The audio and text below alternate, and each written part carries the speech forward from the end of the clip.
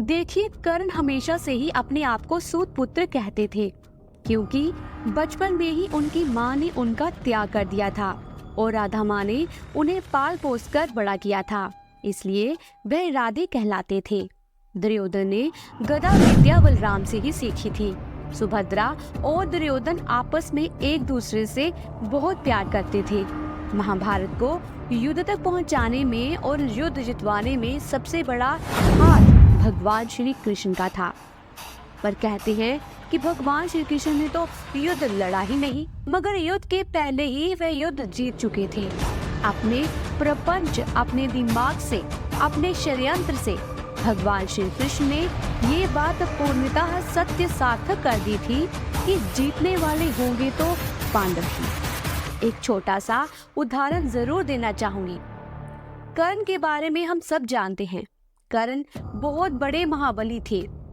कर्ण इतने बड़े योद्धा थे कि वह अकेले ही पांचों पांडव और पूरे पांडव सेना को समाप्त कर सकते थे। उनके पास इतना बल और कौशल था। श्री कृष्ण भी बात जानते थे कि कर्ण हमेशा से ही अपने आप को सूत पुत्र कहते थे, क्योंकि बचपन में ही उनकी माँ ने उनका त्याग कर दिया था और राधा माँ ने उन्हें पाल पोस कर बड़ा किया था, इसलिए वह राधे कहलाते थे। अपनी माँ जिन्होंने उन्हें जन्म दिया था उसके बारे में कर्ण कुछ भी नहीं जानते थे। तो यहाँ श्री कृष्ण का प्रपंच आता है। श्री कृष्ण ने युद्ध से कुछ दिन पहले कर्ण को एक कोने में शांत एकांत जगह में ले गए और उनसे कहा कि क्या तुम अपने जन्म के बारे में कुछ भी जानते हो कर्ण? कर्ण ने कहा कि मुझे इस बात को जानने की कोई उत्सुकता नहीं, कोई लालच नहीं है। मैं बस इसी बात से खुश हूँ कि मैं राधे पुत्र हूँ। लेकिन कृष्ण नहीं माने। श्री कृष्ण ने बता दिया कि असल में वह कुंती पुत्र है। असल में माता कुंती, जो पांडवों की भी माता है, उन्हीं ने कर्ण को जन्म दिया था और समाज के कारण, क्योंकि उनका विवाह तब तक नहीं हुआ था, उन्हें कर्ण को त्यागना पड़ा था। जब कर्ण को ये बात पता चली तो कर्ण फूट फूट कर रोने लगे। पहले उन्होंने कृष्ण से कहा कि देखो माधव, मैं कितना दुर्भाग्यशाली हूँ। मैं सूर्य पुत्र हूँ, कुंती पुत्र हूँ, परंतु फिर भी मुझे राधे के नाम से जाना जाता है।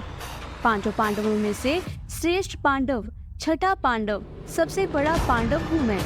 युधिष्ठिर, भीम, अर्जुन, नकुल, सहदेव मेरे छोटे भाई हैं, अनुज हैं। उसके बावजूद मुझे राधे के नाम से जाना जाता है। फिर वह कृष्ण पर गुस्सा करने लगे। उनसे कहने लगे कि माधव, आपने बिना युद्ध खेले, बिना युद्ध की शुरुआत की ही युद्ध यहीं पर खड़े खड़े जीत लिया। आपने मुझे बता दिया कि पांडव मेरे अनुज हैं, तो अब मैं उन पर बाण कैसे चलाऊंगा? अब मैं कैसे अर्जुन के ऊपर बाण चलाऊंगा इस उम्मीद से कि मैं उसे मार दूं? अपने छोटे भाइयों का वध मैं कैसे कर सकता हूँ? रोता हुआ कर्ण वापस चला गया और इसलिए कर्ण ने कभी भी युद्ध में 5 पांडवों में से किसी को भी मारने की कोशिश नहीं की। तो भगवान श्री कृष्ण ने युद्ध शुरू होने से पहले ही युद्ध पांडवों को जिता दिया था, सिर्फ इतनी सी एक बात करके। जैसा कि कहा जाता है कि जीतने वाले ही भविष्य लिखते हैं। जो जीता उसने कह दिया कि वह सही था, पांडव सही हो गए और कौरव गलत हो गए। दुर्योधन, दुशासन 100 के 100 भाई मर गए क्योंकि वह गलत थे। एक छोटी सी बात आपको जानकर बड़ा अच्छा लगेगा कि असल में उनका नाम दुर्योधन, दुशासन भी नहीं था। जब इतिहास आगे लिखा गया तो उनके नाम बदल दिए गए। असल में उनके नाम सुयोधन, सुशासन थे। कृष्ण के बड़े भाई बलराम, जिन्हें वह प्यार से दाऊ कहते थे, अपने बड़े भाई कहते थे ही बड़े भाई। असल में शेषनाग का अवतार माने जाते हैं। वो शेषनाग जो विष्णु जी के ऊपर विराजित हैं, उनका अवतार माने जाते हैं। बलराम बल में कृष्ण से, दुर्योधन से, वहाँ हर एक योद्धा से कहीं बढ़कर थे। और क्या आप जानते हैं कि बलराम ने महाभारत के युद्ध में हिस्सा नहीं लिया था? वह क्यों नहीं लिया था? क्योंकि असल में दुर्योधन ने गदा विद्या बलराम से ही सीखी थी, बलराम से ही ली थी। बलराम के सामने यह सवाल आकर खड़ा हो गया कि अगर वह युद्ध में हिस्सा लेंगे तो किसकी तरफ से लेंगे? कौरवों की तरफ से, यहाँ पर उनके ही शिष्य दुर्योधन, दुशासन सब है, या पांडवों की तरफ से, यहाँ पर उनके छोटे भाई कृष्ण खड़े हैं। तब उन्होंने ये निश्चय किया कि मैं महाभारत के युद्ध का हिस्सा नहीं बनूंगा। उनके हिसाब से युद्ध होना ही नहीं चाहिए था, युद्ध रोक लेना चाहिए था और कृष्ण को युद्ध रोक लेना चाहिए था। पर जब युद्ध रोका ही नहीं गया और युद्ध को रोकने का और कोई तरीका बचा ही नहीं, तब बलराम ने कह दिया था कि मैं इस युद्ध का हिस्सा नहीं बनूंगा और वह बस दूर से बैठकर युद्ध देखते रहेंगे। इसलिए बलराम कभी भी युद्ध का हिस्सा नहीं बन पाए। जब आखिरी में सब पूरा युद्ध खत्म होने के बाद एक मल्ल युद्ध चल रहा था, गदा युद्ध चल रहा था भीम और दुर्योधन का, तब बलराम पहली बार युद्ध के प्रांगण में प्रकट हुए और उन्होंने बताया कि दुर्योधन मेरा प्रिय शिष्य है और गदा युद्ध में दुर्योधन को हराना नामुमकिन है। भीम कितने भी अच्छे थे, लेकिन गदा युद्ध में दुर्योधन से बढ़कर तो नहीं थे। अगर आपको छोटी सी कहानी याद हो कि कैसे माता गांधारी ने अपनी पट्टी उतारकर दुर्योधन के पूरे शरीर पर कवच सा बना दिया था और सिर्फ एक छोटी सी लंगोट की जगह रह गई थी जो वह बांध कर आया था। भगवान कृष्ण के कहने पर जब युद्ध हो रहा था तो कमर के नीचे मारना, गदा मारना युद्ध में मनाही होती है, पर कृष्ण ने इशारा किया कि भीम तुम नीचे मारो और भीम ने जब मारना शुरू किया तब जाकर दुर्योधन हारा। बलराम वही खड़े थे, उन्हें बहुत गुस्सा आया। उन्होंने भीम को श्राप भी दिया था इसी बात पर। बलराम महाभारत के युद्ध का अहम हिस्सा तो नहीं था, पर बलराम के कारण दुर्योधन को गदा विद्या मिली। दुर्योधन को शायद कह लो कि उसे अहंकार मिला कि उन्हें लगता था कि वह पांडवों को हरा सकते थे। भीम के बेटे हुए घटोत्कच, हमें याद है कि कैसे युद्ध में बड़ा सा शरीर ले घटोत्कच जब आते थे तो आधे से ज्यादा सेना उनके पैरों के नीचे ही आकर मर जाया करती थी। घटोत्कच के बेटे हुए बर्बरीक, जिन्हें आज हम खाटू श्याम जी के नाम से भी जानते हैं। बर्बरीक भीम के पोते थे और कहा जाता है कि बर्बरीक सारे योद्धाओं में सबसे अव्वल थे। जो शक्तियां उनके पास थी वह किसी भी योद्धा के पास नहीं थी। वह शक्तियां क्या थी वह बहुत कम लोग जानते हैं। तो पहले आपको मैं ये बता देती हूँ कि उन्होंने भगवान शिव की आराधना और तपस्या करके, बड़ी मेहनत करके कड़ी तपस्या की और कुछ अस्त्र पाए थे। कहा जाता है कि उससे बड़ा अस्त्र आज तक कभी किसी के पास हुआ ही नहीं। ये भी कहा गया है कि वह जिस भी तरफ से लड़ेंगे उसका जीतना तय है, वह कभी नहीं हार सकते।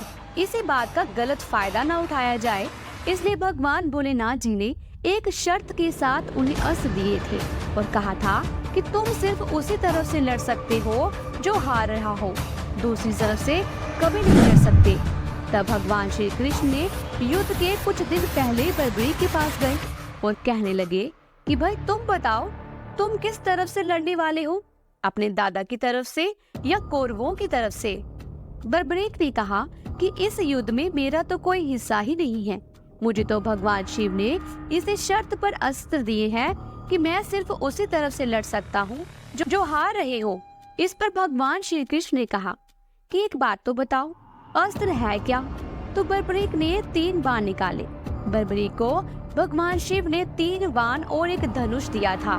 बर्बरीक से श्री कृष्ण जी ने कहा कि चलो अपने अस्त्र दिखाओ कि अस्त्र काम कैसे करते हैं। बर्बरीक ने कहा कि बताइए क्या करना है। कृष्ण ने कहा कि ये पेड़ दिख रहा है, इस पेड़ की सारी हरी पत्तियों को भेद दो। बर्बरीक ने 3 बाण निकाले। पहले बाण से उसने सारी पत्तियों को मार्क कर लिया, दूसरे बाण से उस पेड़ में जितनी भी पत्तियां जो हरी नहीं थी उन्हें अनमार्क कर दिया। तीसरा बाण जब उन्होंने चलाया तो उस बाण ने सारी पत्तियां जो हरी थी उन सब में एक छेद हो गया। भगवान श्री कृष्ण ने उस अस्त्र की असल महिमा जानने के लिए उसमें से एक पत्ते को अपने पैर के नीचे बंद कर ली थी। तो वह बाण जब सारी पत्तियों को छेद कर भगवान श्री कृष्ण के पैर के ऊपर जाकर खड़ा रह गया, तब बर्बरीक ने कहा कि हे माधव, अपना पैर हटाइए, जरूर एक पत्ती आपके पैर के नीचे भी है। अगर बर्बरीक चाहता तो पूरा का पूरा युद्ध 5 मिनट में खत्म कर देता, पूरी सेना को मार करता, बची हुई सेना को अनमार्क, और जैसे ही वह तीसरा बाण चलाता तो सब कुछ खत्म हो जाता।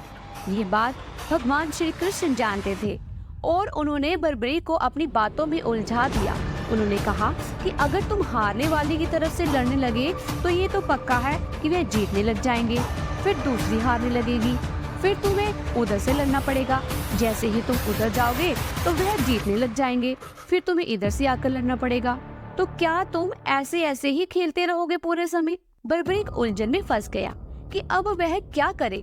तो भगवान श्री कृष्ण ने उसे अपनी बातों में फंसाकर उससे दक्षिणा में उसका सर मांग लिया। बर्बरीक था तो भीम का पोता ही, बात से पीछे जा नहीं सकता था। वही बर्बरीक ने अपना सर काटा और भगवान श्री कृष्ण को पेश कर दिया। भगवान श्री कृष्ण से बर्बरीक ने एक आखिरी चीज मांगी थी कि प्रभु, मैं युद्ध देखना चाहता हूँ, तो कृपया कुछ ऐसा इंतजाम कीजिए कि मैं युद्ध को अपनी आंखों से देख सकूं। तब एक बहुत बड़े पहाड़ की चोटी पर भगवान श्री कृष्ण ने त्रिशूल के एक भाले के ऊपर उसका सर लगा दिया था कि वह पूरा का पूरा युद्ध देख सके।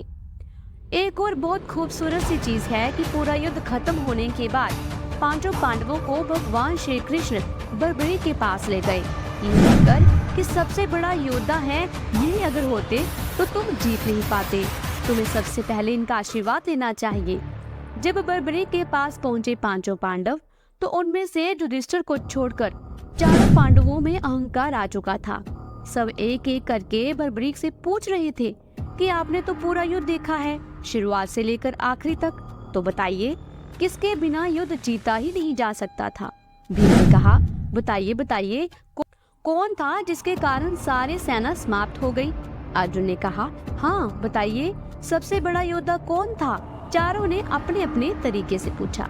बर्बरीक मुस्कुराए और कहने लगे कि मैं युद्ध को शुरुआत से लेकर आखिरी तक हर क्षण देखा। एक शख्स जिसके कारण युद्ध आप जीत गए, जिसके बिना युद्ध जीतना संभव था, वह सिर्फ और सिर्फ श्री कृष्ण थे। उन्हीं के कारण युद्ध जीता गया, वह हमारे बस की बात ही नहीं थी। इस बात से प्रसन्न होकर भगवान श्री कृष्ण ने बर्बरीक से कहा कि आने वाले सदियों तक जब भी कोई हारा हुआ इंसान, जब भी कोई इंसान जो अपनी जिंदगी में बहुत परेशान है तुम्हारे पास आएगा, तो उसकी सारी मनोकामनाएं पूर्ण होंगी। इसलिए आज भी खाटू श्याम के मंदिर को इतना भव्य माना जाता है। दोस्तों, आज की दी हुई जानकारी अगर आपको अच्छी लगी हो तो वीडियो को लाइक करें और चैनल को सब्सक्राइब करके बेल आइकन के बटन को प्रेस कीजिएगा। इससे ये होगा कि जो भी नई वीडियो मैं अपलोड करूंगी उसकी नोटिफिकेशन आपको मिल जाएगी। जल्दी मिलती हूँ एक नई धार्मिक भरी वीडियो के साथ। तब तक के लिए जय श्री कृष्ण।